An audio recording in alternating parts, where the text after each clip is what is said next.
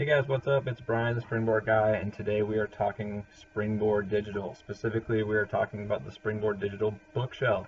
Now, the bookshelf itself seems like a pretty basic tool and function of the Springboard Digital platform, but it's also super important. It is where you will find your ebooks. In a second here, we'll talk about the differences between the ebooks, but just to get everybody oriented with what we're looking at, here's where we are. When you log into Springboard Digital, you will see your dashboard. The bookshelf icon itself is one of the two most prominent tiles there. So you go ahead and click on bookshelf. And when you click on bookshelf, you'll see a couple of things. The most important being all of the books that you have available to you. For those of you who have logged on before and maybe you're wondering how to access previous editions of the Springboard ebooks and don't know where to find them, you can also find them here. Real quickly, those are just located here where you see the little filing cabinet under archived books. So if there is an activity that you liked in a previous edition of the textbooks and you want to be able to access it digitally, just go ahead and click on the filing cabinet and you can find all past editions of the book. But for the purposes of today, we'll spend more of our time talking about the 2018 books and how to use some of the functions there. So what you'll see is all the books that you have available to you. Today we're going to just work out of the grade 10 book.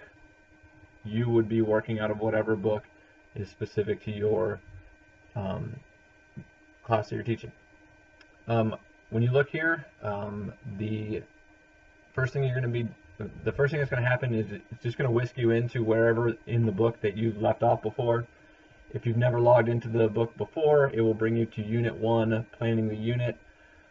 We'll go over real quickly what these icons here on the left are. As you see, I just clicked on the 3 dots and the 3 lines. That's the table of contents. You can click on the table of contents at any point to navigate through your book. You see it starts with the units. When you click on the units, it will bring up all the activities in those units, and then you can drill into whichever activity you would like. If at any point you want the table of contents to go away, if it's becoming an impediment to you, you can always just click again on the 3 dots and the 3 lines and it will go away or reappear as you click on it. Once you determine what activity you're in and which one you want to focus on, you can go ahead and click on that. So today we're going to be working out of Unit 1 of the 10th grade book. I'll go ahead and remove my table of contents so that we can see it clearly. A couple of the other functions here, as you look at the icons, the one that looks like a roadmap, that's your teacher wrap. So just like it appears in your TE hard copy, you have all of the resources in the teacher wrap available to you digitally simply by clicking on that little roadmap. Starts with the Florida standards, the focus standards, and the additional standards addressed. It goes on to the plan, teach, assess, and adapt all of the different components of teacher instructions. You see here the level differentiated instruction callouts. We know that that's new for 2018, so that there are areas in an activity that can be supported by differentiation. Here are some callouts and some supports for different levels of learners.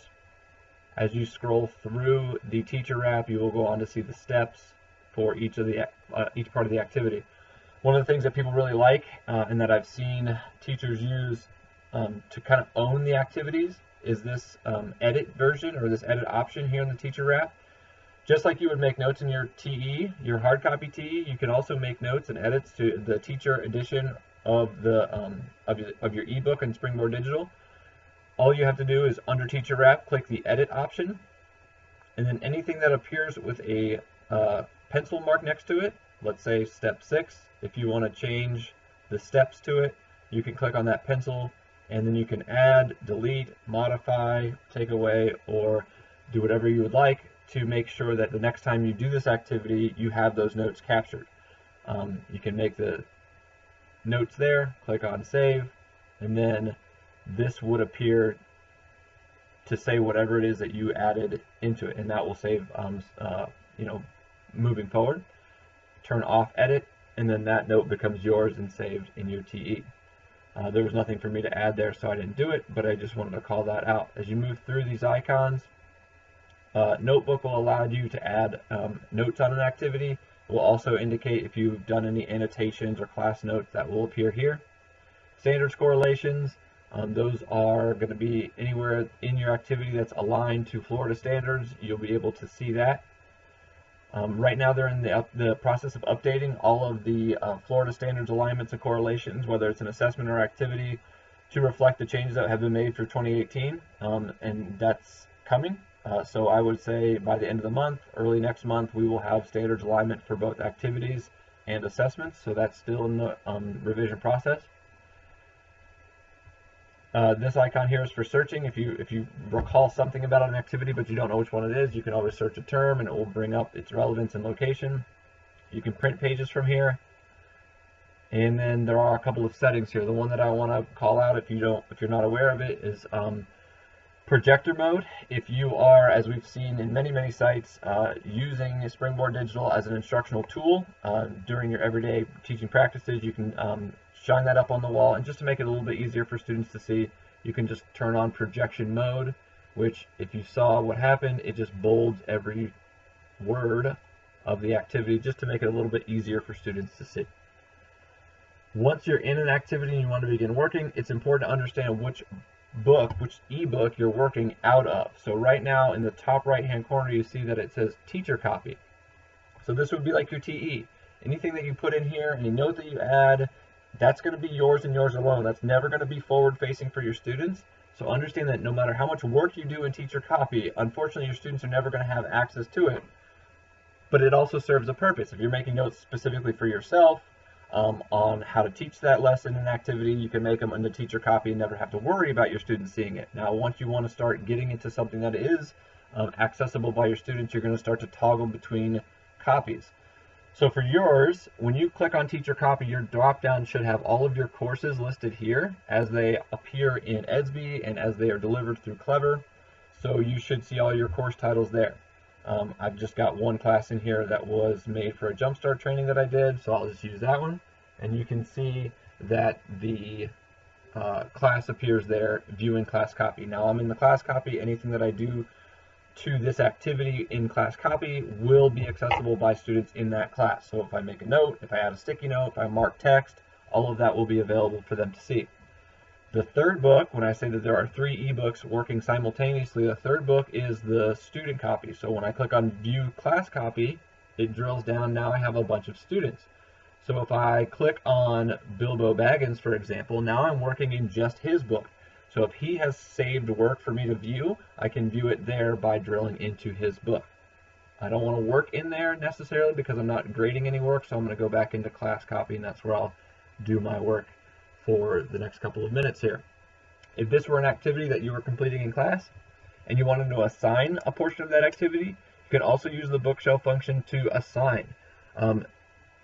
This is a super easy way to assign. If the lesson planner, which we can get to in another video, has maybe been intimidating to you or a little cumbersome for you, I see a lot of teachers just assigning right out of here. And the reason that people like assigning out of the bookshelf function right here within the activity is because you can kind of pick and choose what you would like to assign. Everything that you assign in SpringBoard Digital is something you can also evaluate in digital. But if you want your students to be able to see that you've assigned something, you can always do it here. Anywhere you see this little plus sign, that's a component of the activity that you can add to a daily lesson or activity. You see a number of them, and for every step in the activity, you can assign it. So, for example, if I were doing activity 1.5 and I know that I was going to get through a good bit of it in class, I might not assign everything in here. So I might just leave the preview, I might leave setting a purpose, I might leave actually reading the text or the about the author. And my first assignment that I would push through might be all the way down here past the text when I get to the second read. So all of the stuff that came before the second read, I know I was going to cover in class, but this is kind of right about that work that I wanted my students to do in class. Perhaps I'm not going to finish it in class, so I'm going to assign it as homework. So I might click the plus here. You see the assign to class option show up. I'm going to select homework. I'm going to assign it to the entire class. Click assign. And then I can change my due date. So like if I don't want it to be due until, let's say, Monday, I can change it to Monday. I'm going to make it accessible now. I don't have any additional assignments, but if you did, you could always add them there for students to see, and then I'll click submit.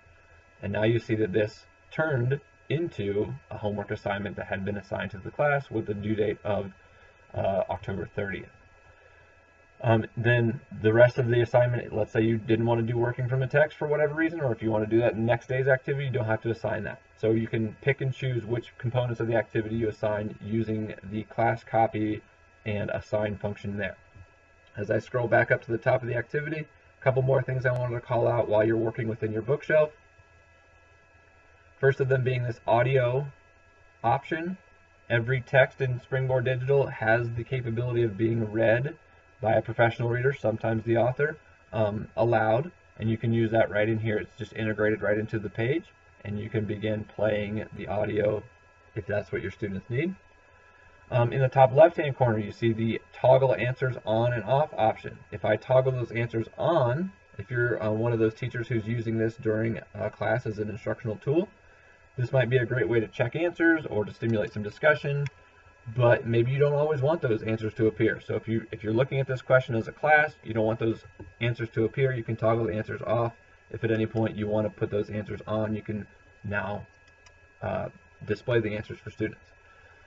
Mark the text. This grayed out box up here is great if you're really only great if you're using iPads. So if you have a student who's using, in a BYOD situation, an iPad, they might not be able to mark the text the way that everybody on a PC or a tablet is. This mark the text function has been created for iPads specifically, and that's how they'll use to click, highlight, and mark text, just because of the way the iOS interface works with SpringBoard Digital. So again, a pretty basic function, but one that does have tremendous power and importance, especially if you're using SpringBoard Digital in the classroom every day. This was bookshelf, located on the dashboard. If you have any questions, obviously you can always reach out to me via email, and I would be happy to answer, assist in any way I can. Thanks for stopping by. Check out the other videos for other tips and tricks on how to use all things SpringBoard Digital and everything else aligned with the curriculum. Thanks, guys.